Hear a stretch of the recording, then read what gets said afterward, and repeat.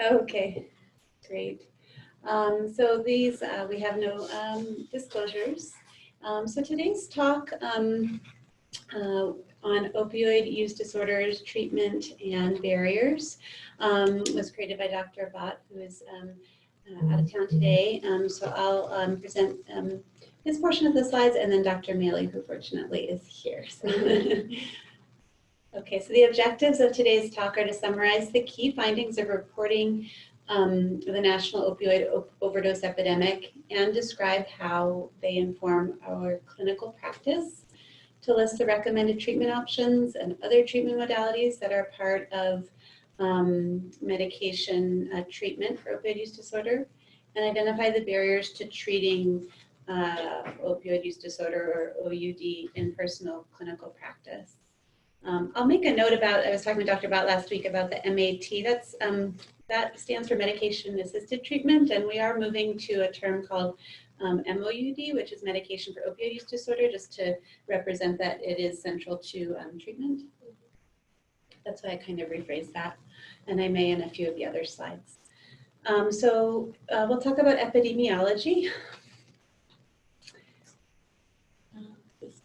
Yeah. Okay, I thought you were going to say something. I was like, oh, she made a sound. Sorry. Okay, so 48 million people, which represents 28% of the US population, have used prescription medications non-medically in their lifetimes. And this is data from NIDA in 2005. Between 1994 and 2002, ER visits that are related to hydrocodone increased by 170%. And those related to oxycodone increased by 450%. And so you can see that that was sort of the beginning of the epidemic as we know it, where prior to clamping down on the prescriptions for pain narcotic medications. Between 2004 and 2009, there was a further increase of 101% overall, but we also saw doubling in the rates of fentanyl, hydrocodone, hydromorphine, morphine, and oxycodone. So all of this contributed to our present state. The total of over 1 million ER visits related to non-medical use of prescription medications in 2009. So there were large amounts just a decade ago. And continue now, but we see that that trend is decreasing. We'll see how that's also being replaced by the other substances. Drugs used in suicide attempts in 2009. So pain relievers accounted for about 38%, namely hydrocodone and oxycodone, where benzodiazepines accounted for 28%, namely clonazepam, alprazolam, and zolpidem, which is a sedative hypnotic, otherwise known as Ambien. So here you can see the national overdose deaths from opioid drugs. And the yellow line represents female, and the red represents male, extending over the first 15 years of this century, so 2002 to 2015. And you can see that increasing gradually over time. And when you see graphs that break down what the substances are causing the overdoses, we see in 2010, again, is when kind of the clamp down on the prescription pain medications, and then we see more contribution from heroin, and then eventually the synthetic fentanyl accounting for increases actually towards 2015 to 2017. So here we are looking specifically at the deaths from prescription opioid pain relievers, and there you're kind of seeing that plateau that I mentioned around 2010. And this excludes the non-methadone synthetics, so namely fentanyl. Tramadol would also fall in that category, but fentanyl is what's the main culprit. So this one is breaking down into the national overdose deaths from heroin. And that's where you can see that going up again in 2010. Again, that people were replacing pain medications that they had been on with more readily available heroin. So what are the substances involved in drug overdose deaths in New Mexico? And this is Department of Health data from 2016. We see prescription opioids involved in nearly half of drug overdoses, heroin in 34%, muscle relaxants in 23%, and then cocaine 17%. Methamphetamines have had a startling rise across the country, but particularly in New Mexico. So the data for overdose deaths where methamphetamine's been involved was at 16%, and antidepressants at 12%. So next we're going to talk about the adverse outcomes that are associated with opioid dependence or opioid use disorder.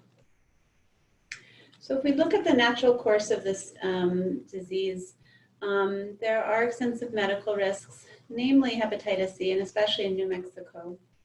But this is national data, that people who inject drugs have approximately a 70% prevalence of hep C. It rises significantly with time, so 65% after 1 year of use injecting, and about 85% by 5 years. So this really goes into how essential it is both treating opioid use disorders so that people won't feel the need to inject, but also going over harm reduction at every visit. If they do continue to inject, that they're using and have access to needle exchange and safer practices. And then HIV, not as prevalent in New Mexico, but nationwide, it represents about 25% of new HIV infections in people who inject drugs. And there's a prevalence of about 20%. So what are the mortality risks? And this is the other reason why we want to keep people in treatment. People who continue to use who are not on treatment overdose at a rate of about 1.5% per year. There's been long-term data looking at this. A 24-year study showed that 28% of the study originally enrolled in the study were deceased at the end of that time frame. And a 30-year study in California showed approximately 50% had died. So the annual risk of dying for someone who is addicted to heroin is increased up to 20 times that compared to someone who does not use. And for those who are not in treatment, there's an expected 63 times greater mortality rate. And the major causes of death are drug overdose, suicide, violence, accidents, infection, and the effects of chronic diseases associated. Psychosocial risks include low employment. So people who are actively using have about 36% employment rate.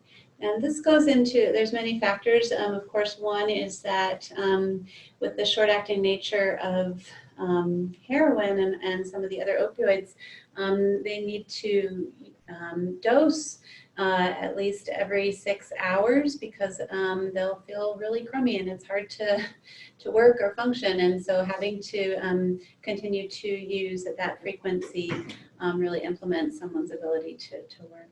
And then they also need time to recover from the effects of using. But they need money. The drugs are expensive, and so there's a need sometimes to turn to crime.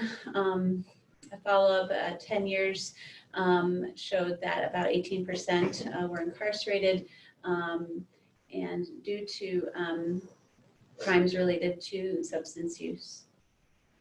One study with an N of 573 people showed in a 12-month period over 80,000 crimes reported. And the costs are large to society as well. So the medical costs are estimated at 1.2 billion per year, and the total cost estimate, having all of these factors involved in the cost, is $20 billion per year. So I think this is so moving on to how do we begin to attack this problem? So what are some of the treatment perspectives, or particularly the, I'm going to talk about the psychosocial interventions and then pass it back to Dr. Jacobson to talk about the medications that are recommended for treating opiate use disorder. Firstly, I like to sort of start with talking about how in the United States we approach substance abuse or addiction. So particularly how we have viewed it across time.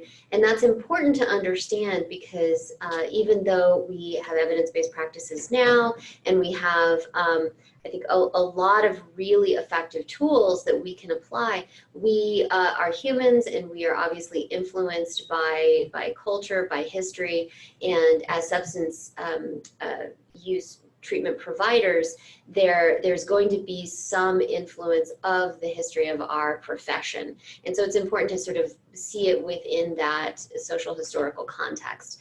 Addiction in general, from the beginning of I believe the 19th century was really criminalized, and it still is today. So there are still huge echoes of this even today. But it's essentially viewing addiction or the use of substances as how it impacts society. And so rather than working to help the individual, the treatment perspectives have been to remove that individual from society in order to protect the innocents or those that are not yet affected by the disease. And we see that historically in things like the temperance movement, and even most recently in the war on drugs. And the impact of the war on drugs is still with us today, particularly in how we incarcerate annually huge percentages of individuals for intoxication and for possession. And so we know that those are two things that are very much associated with the illness that we're trying to treat, and those individuals are going to prison instead of treatment. The other way that we've approached treating addiction is to view it as a moral problem or failing. And this is really very much still with us. This has been around since the early 1800s, is really looking at a person's lack of willpower. And we frame it, I hear it really commonly now with people that I train in saying that it's just a lack of motivation. And I think that might be a piece of the picture, but that really is going to fail in the long term if we hold on to that perspective, because it's coming from this viewpoint that it's the individual's weakness or failing in some way, like weak character. Another example is viewing something as an individual having what's called an addictive personality, which really there's no data to support such a thing, that as human beings, our brains are prone to developing addictive patterns, and that some people may have more genetic or psychosocial vulnerabilities than other individuals, but that does not translate into what we would label as a personality pattern. And so that really is an unfortunate, I think, stigmatizing label that is still with us today. And even though you might not use it as a treating provider, you'll probably hear it in your patients. You'll hear them bring that kind of language. If I just tried harder or worked harder, if I wasn't so weak, I'd be able to conquer this. Or saying things like, I just have an addictive personality. It doesn't matter if I trade one substance for another. I'm going to be addicted to something my whole life. And so being aware that that's part of our culture and how we've historically viewed this problem. I think more recently, starting the early part of the 19th century, we began to view this as a disease, which has been very helpful because it has moved the treatment of substance use disorder into the medical community, which is absolutely where we want it to a piece of it to be, but it still doesn't capture the whole piece. So when we think about disease processes, we like to think of them as a cause and effect relationship. So if I have an infected, I have an abscess in some part of my body, this is a diseased area, that there's a very clear origin, there's a very clear treatment plan to address it. And unfortunately, addiction it does not have that clear of a diagnosis and treatment associated with it. So really where we are today in terms of viewing the treatment of substance use disorders is understanding that that the physiological disease is one piece of it, but it's really a multifaceted condition.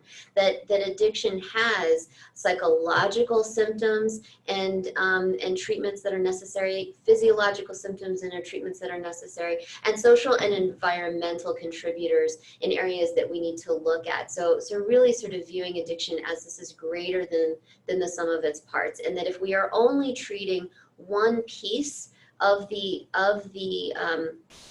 condition. So for instance, we're only looking at the physiological component of withdrawal, then we might not be addressing the long-term relapse potential for that individual, because there could be psychological, emotional, social, and environmental contributors that are going to continue to place that individual at risk. So yes, we need to be treating it as a medical community, but we also need to be partnering with all of the other individuals that provide the psychosocial supports in that community.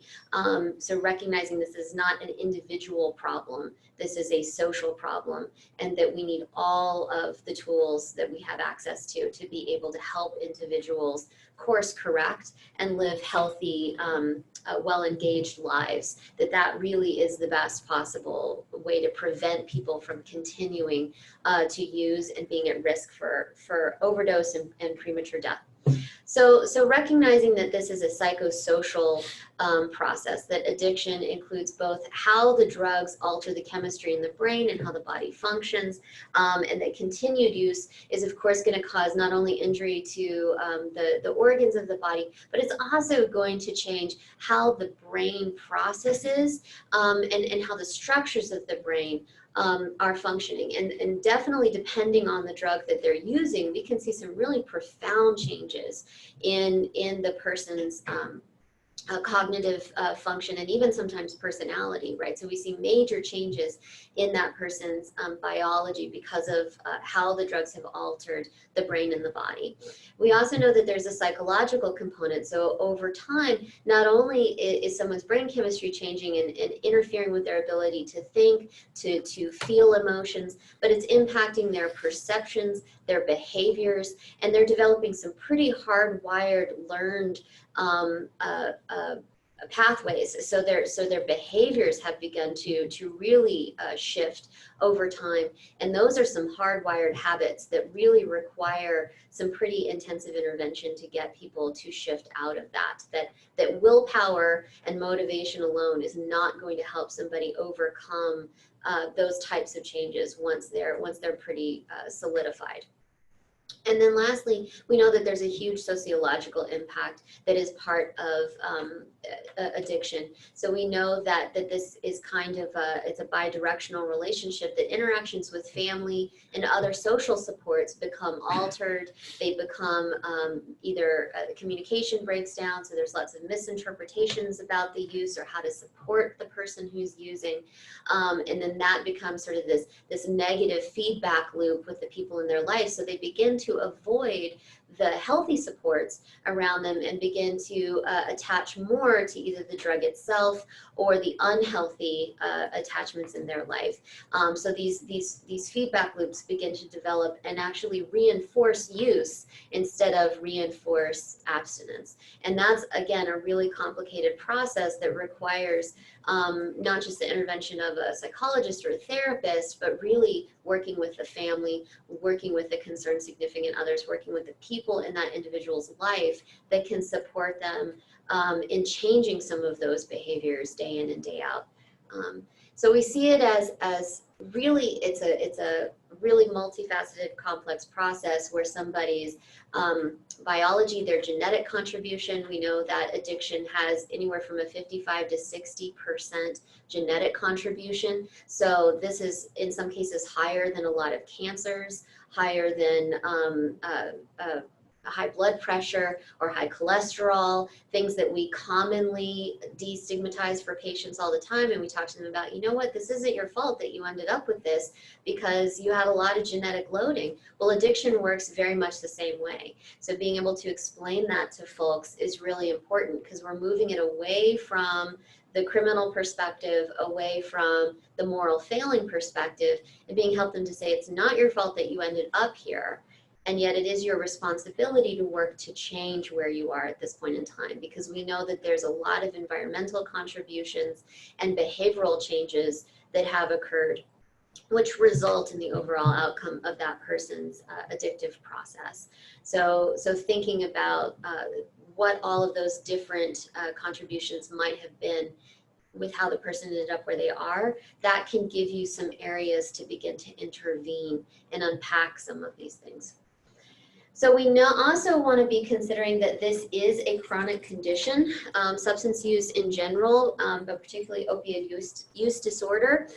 Historically, we have thought about recovery as something that happens once somebody's achieved sobriety or abstinence. Essentially, once they have ceased the use behavior, they are now firmly in recovery. And we're coming to understand that that is not the case, that recovery does not equal sobriety, that in fact recovery means helping someone achieve improved health, wellness, and a quality of life that is going to keep them engaged for the long term and help them to manage the triggers and the risks that are going to present as life moves forward. So really changing how we think about recovery goals is an important part of treating this condition, and recognizing that they are probably going to have slips or relapses, or at a minimum be triggered with a lot of urges to use and go back to those old behaviors for a long period of time, if not their lifetime. So helping them to think about this is a chronic condition, the way we treat a high cholesterol or diabetes or other conditions like asthma, that people are just going to need to manage for the long term rather than have episodes of treatment. So recognizing it has all of these different components, like diabetes, like asthma, that the genetic impact is very similar, that there's a high contribution of the physiological, but also the environment and personal choice. So just like diabetes, we know that there are certain lifestyle variables that have gotten somebody to their disease state that they do have some control over. I might not have control over my genetic vulnerability, but I do have control over the types of behaviors that I engage in, and that's really where we can start to intervene. We also know that medication adherence and relapse rates are very similar to these other chronic conditions. So it's not just substance users that have difficulty taking their medication as prescribed, or coming to their doctor's appointments when they're supposed to, or that they will relapse into those old behaviors that are going to make them highly symptomatic. And so being able to shift from, again, that sort of moral failing, these people are bad or broken differently, and help to see them as really they're struggling with a complex illness or condition the same way as someone struggles with chronic asthma or diabetes, and that we are prepared to help them manage those relapses, or to help them manage when they struggle with their medication adherence, or when they're struggling to come to their appointments on time. We also know that long-term maintenance has been the most effective. So not thinking about things as episodic. So not getting them into a rehab, getting them stable and detoxed, and then expecting them to be successful from that point on. That we have to have things in place to treat them long-term. That they are going to need, at a minimum, social supports and possibly medication intervention for a very long period of time. So here's just a comparison that actually comes from publications out of NIDA, which shows you the relapse rates between a drug addiction and other chronic illnesses. And you can see actually hypertension and asthma are a little bit worse in terms of relapse rates, recurrence of symptoms. And we know that those are both things that are very much influenced by lifestyle and medication adherence. So this falls within that same category, and it can be helpful to show things like this to patients, because a big barrier to treatment that we're going to talk about here in a minute is stigma. And the stigma that this condition brings can actually prevent patients from engaging effectively in the care that they need to stay healthy. Oh, there's no slide. So it plays a major role. We still perceive individuals with substance use disorder as having moral weakness, character flaws, being untrustworthy or criminally involved. And some of this has to do with the fact that the condition itself is so impairing. And like Dr. Jacobson said earlier, when you're stuck in an intoxication withdrawal cycle, and this is happening every 6 hours, you're probably not going to be able to maintain the connections that are going to keep you stable. So whether that's family connections, housing, or employment, the things that are going to help you to maintain a steady flow of income, they're probably not going to be that successful once the illness is at its more severe level. And the only choices that a lot of folks have is to become criminally involved to maintain what they are perceiving as wellness, right? To prevent that going into withdrawal, they will change some of their behaviors and sometimes do things that they never would have done prior. And that includes lying or stealing or manipulating or doing things that are creating this sense that they're really flawed characters. But like I said before, this isn't eroding their personality, it is an active disease state. So being able to see those behaviors as symptoms of their condition can help with removing some of that stigma. So thinking about how do you perceive your patients right now? Do you see them and treat them the same way you treat your diabetes patients? If not, you might have some internal stigma, because again, we're human beings and we are prone to the influences of history and culture and society and our interactions with our patients who may have lied to us or may have done some things that have created this sense that there is a character flaw in them. We know that this is absolutely happening within the medical profession. A recent study asked medical professionals their perspectives on addiction, and respondents actually said that individuals with substance use disorder should receive less priority in healthcare, that their condition was their fault. And so that's pretty devastating, I think, in terms of how we're going to approach this epidemic as a society. If we are continuing to adopt this kind of mindset, it's going to be much harder for patients to access care and for us to treat them effectively when we're saying they actually deserve less care, less priority, less quality care because they deserve what they get, right? That's a really skewed perspective on what, I hope I've illustrated is a very complicated illness that typically is not their fault, right? It might be their responsibility to take part in their treatment, but it is typically not their fault that they've ended up with the disease. We also know that patients will come in with a lot of stigma themselves, and that internalized stigma is going to equal much worse outcomes for patients. So recognize that the folks, even if you are completely on the same page, you are not having any of this stigma that you're bringing to the table, they're going to bring a lot of it. They are much less likely to seek treatment and to stay in treatment. They feel that they don't deserve it. They feel like it's their fault, that they're worthless, bad, or broken, and that no one's going to want to work with them, or that when they have reached out for help, they have been mistreated or stigmatized or given lower priority. And that's just confirmed these beliefs that they already hold about themselves. And so we know that one of the best things we can do is get them into treatment and keep them in treatment. And if this internalized stigma is actually preventing that, that's a huge barrier. We also know that they're much more likely to have poor mental and physical health outcomes. Part of it is that because of the internalized stigma and the shame that they feel, they tend to not engage in self-care or advocacy. I'm sure you've seen numerous patients that by the time they get to you, they're pretty desperate, and it's been years since they've seen a dentist. It's been years since they've seen primary care, that they've had themselves checked for HIV or hepatitis, that they've looked at their nutrition or their sleep hygiene, if ever, right? And a lot of our individuals are coming from, we saw some of those environmental contributors to addiction, are coming from impoverished or abusive households where those things were never modeled in the first place. So they didn't even get it in childhood. They didn't even get it to begin with, and now we've thrown addiction on top of it, and it's even less likely that they're going to be able to engage in what they need for positive mental health and physical health.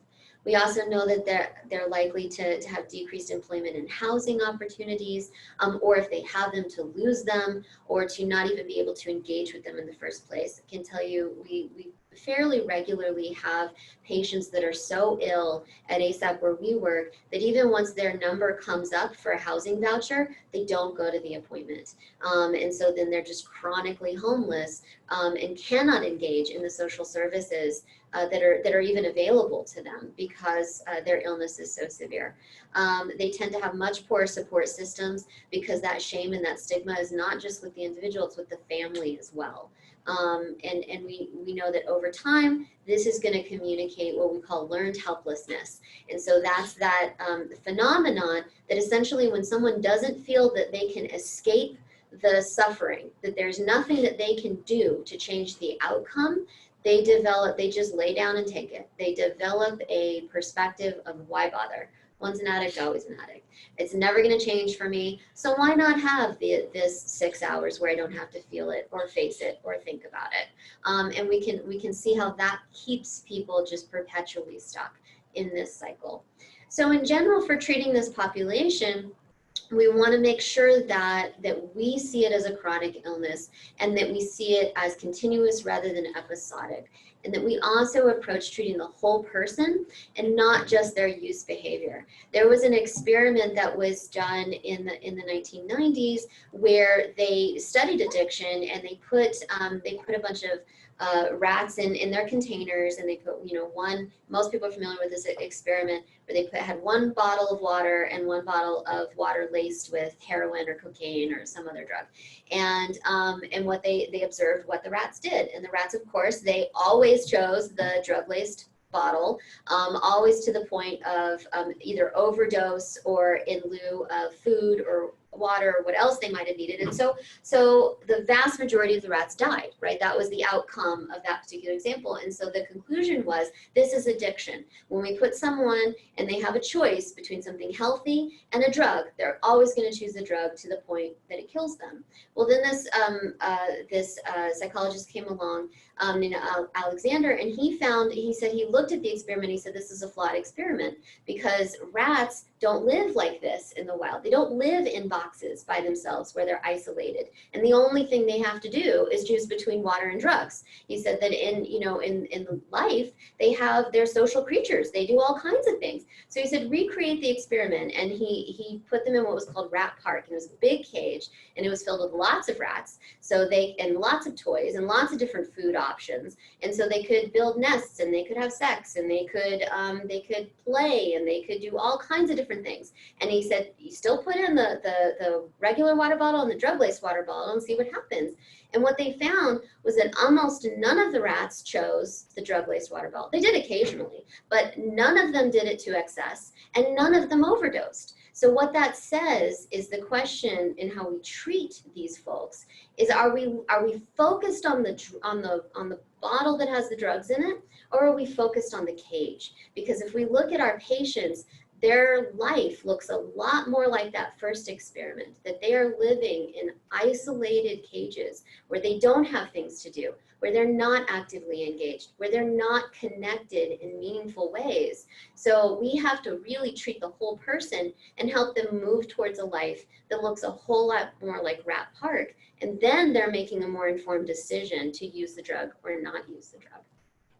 So treatments should combine all of these things, teaching them new skills, social support, making sure that we're attending to chronic care management.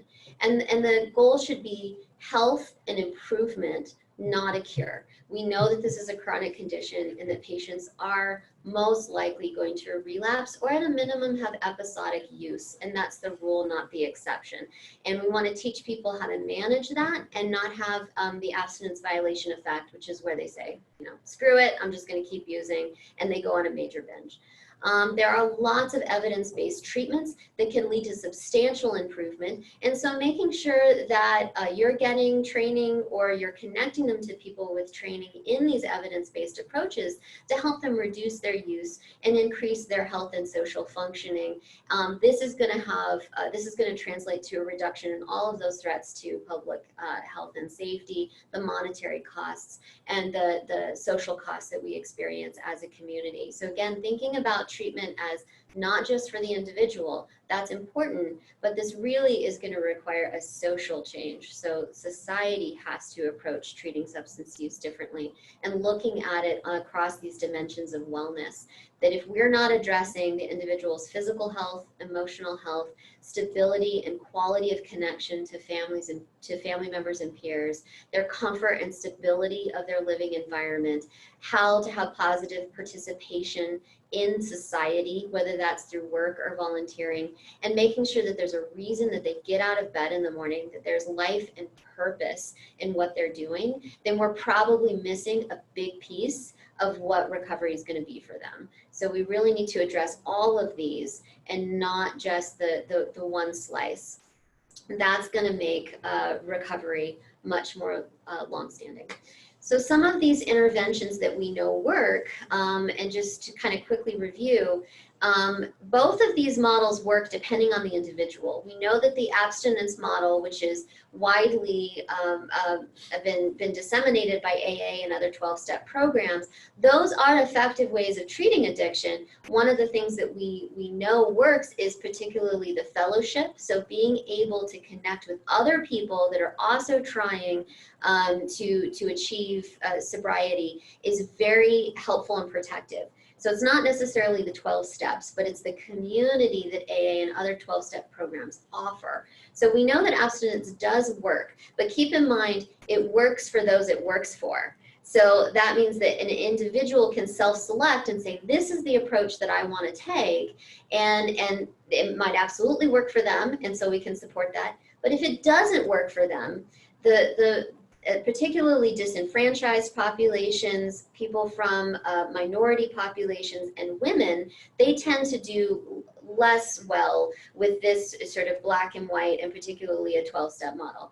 So also having in your toolkit a harm reduction approach is very important. Harm reduction, we think of it less like cold turkey, all or nothing, and more of like a warm turkey, like stepping down. And this is really what a lot of the medical community endorses, and I think definitely the approach that we use at ASAP. And so that's placing priority on how do we reduce harm? How do we help individuals be as healthy as they can be today, taking care of some of those other dimensions, and assuming that if we can help them be healthy in those other dimensions, that use will naturally decrease.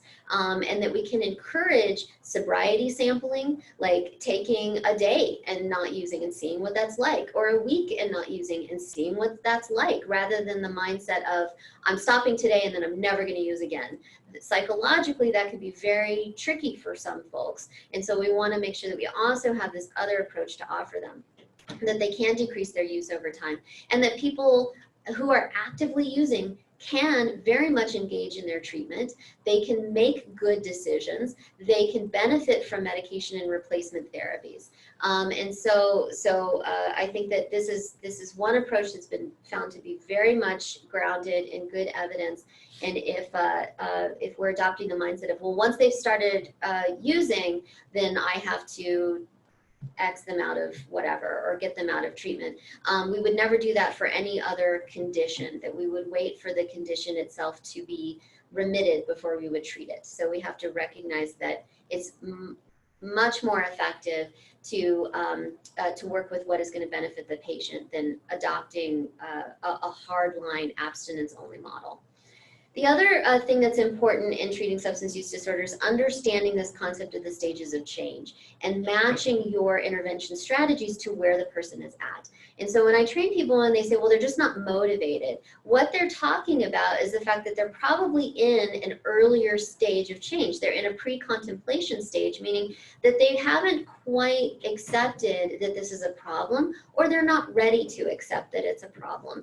And it's true that without some ambivalence, without some some part of them that sees it as a problem, they're probably not going to take a lot of steps forward, even with a lot of external pressures. So understanding that this is a normal part of any change, that any of us that have ever tried to diet or ever tried to exercise more have gone through these stages. We've gone from not really wanting to face it to, okay, I kind of want to face it, to, all right, I guess I'm going to start to take some steps to deal with it, to, okay, now I'm actually dealing with it, and then how do I maintain this new change? And then kind of going back to some of the old behaviors once in a while, that this is a normal part of any stage process, and we want to make sure that we understand this applies to addiction and that we're using this to match the interventions that we're giving folks. Because a lot of times when treatment fails, it's because we've been offering the wrong treatment at the wrong time. It's not that that treatment doesn't work, it's just that we maybe weren't correctly assessing where the person was at when we were offering that treatment. Ineffective treatments, I think this is important to highlight, these are absolutely not recommended to use, are things like detox alone or acu-detox alone, individual psychodynamic or psychoanalytic therapies alone. That has to do because it's not directly addressing some of the behaviors that need to change. Unstructured supportive individual therapy, so supportive therapy alone, or unstructured process-driven group therapy. And the reason why is because a lot of folks, when they enter treatment, they have major skills deficits and they have a lot of issues regulating their emotions. And that has to do with both how the substances are affecting their brain, but also, you know, how they've developed certain patterns over time. And so when we put them in an unstructured situation, meaning there's no clear beginning or end to the session, there's no clear process of what we're doing in between, it's very scary, and it can actually prevent people from returning. So we're not helping them by saying, what would you like to talk about today? Like, that doesn't actually help this particular population all that much until they move into the maintenance stage. So again, that's not matching the right treatment to the right stage of change. So we want to be thinking about, when you're meeting with folks, is it structured? Is it set up in a way so that it's predictable? So you're creating a sense of safety for them. We also do not want to discharge patients from treatment because of relapse or ongoing use. Use any kind of confrontational approach, acupuncture alone, relaxation therapies alone, or just monitoring their use. That none of these are really going to result in the kind of changes that we want to see. What is recommended and endorsed by multiple national and international panels are interventions like motivational interviewing and enhancement therapy. That has been normed for both individuals and group, particularly for those in the contemplation and preparation stages of change. Cognitive behavioral therapy, both individual and group, which actually a lot of harm reduction and relapse prevention techniques fall under the CBT umbrella.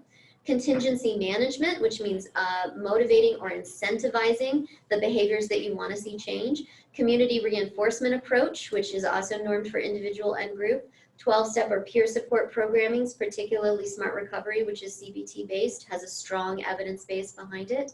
And then structured family and couples therapies. And this is highly recommended for women and for any individual 18 and under. And I would say even some of the transitional age 25 and under. So we're going to talk about the medications. Yeah, thanks. Just go over these briefly. So we have 3 FDA-approved medications for opioid use disorders, and we'll talk briefly about each of them.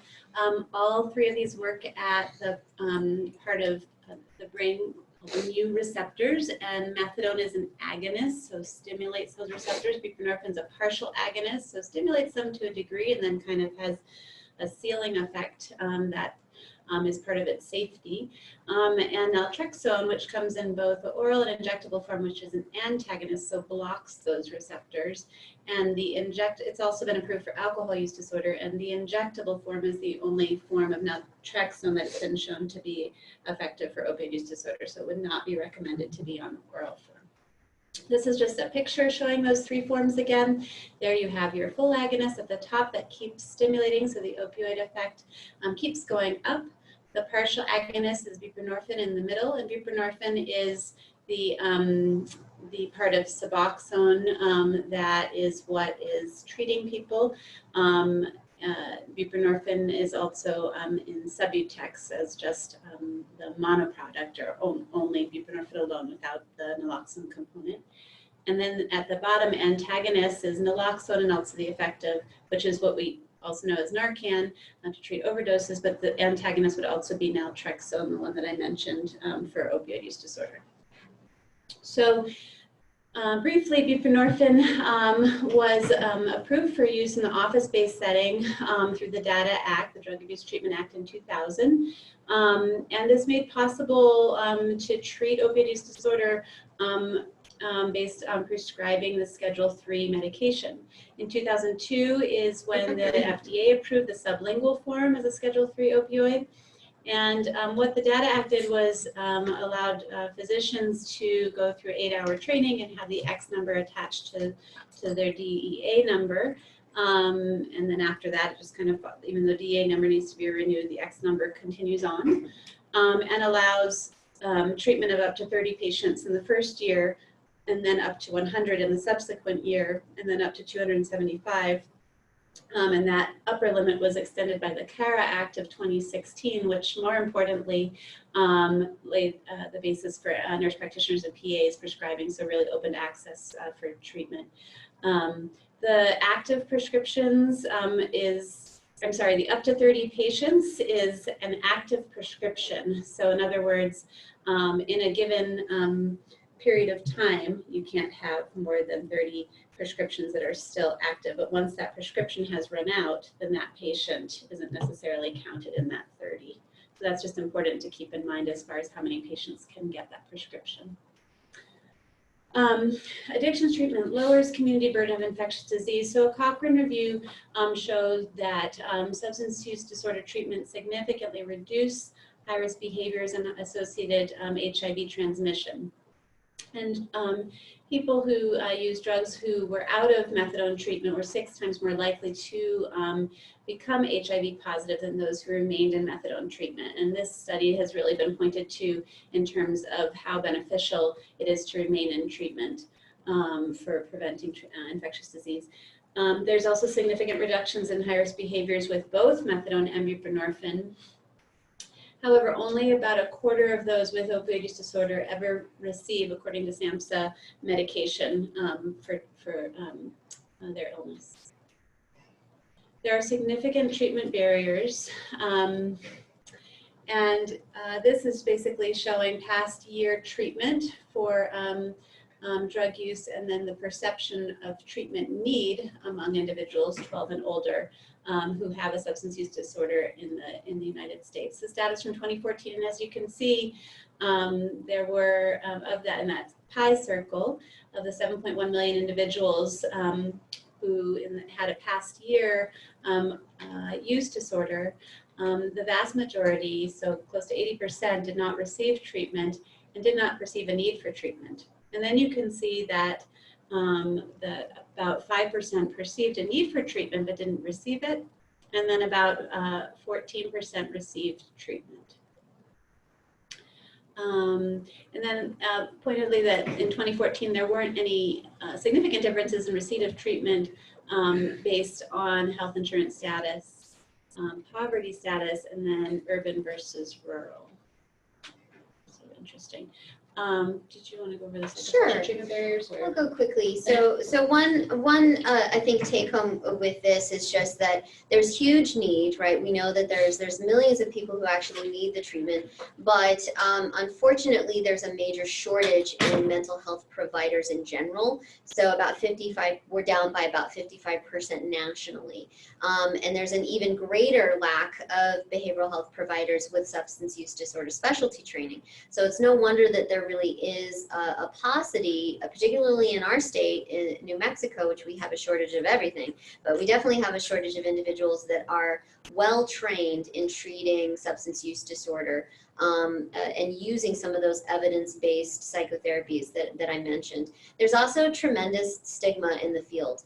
So I routinely work with psychology trainees and counseling and social work trainees who come to ASAP because they really couldn't get a placement anywhere else. And they say things like, well, I don't see myself working with this population ever again. By the time they leave, they want to come and work for us. Because I think that really working with this population is such a privilege in so many ways that I'm sure most of you can completely relate to, is very rewarding work, but unfortunately the stigma is still out there culturally. So people don't go into the profession unless they've had some direct connect with it.